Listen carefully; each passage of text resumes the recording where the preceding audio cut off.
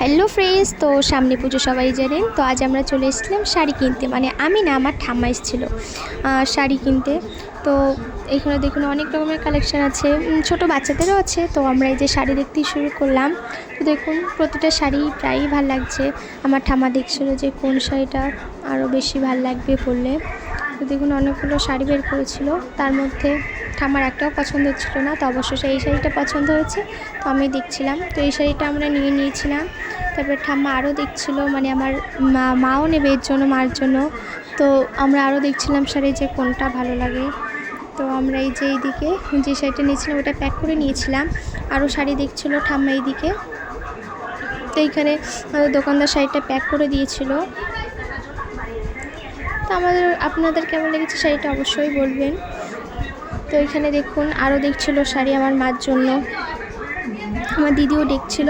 তারপরে যে এই শাড়িটা আমাদের পছন্দ হলো, এটাও খুব ভালো লাগছে, ইয়েলো কালারের মধ্যে খুব সুন্দর লাগছে।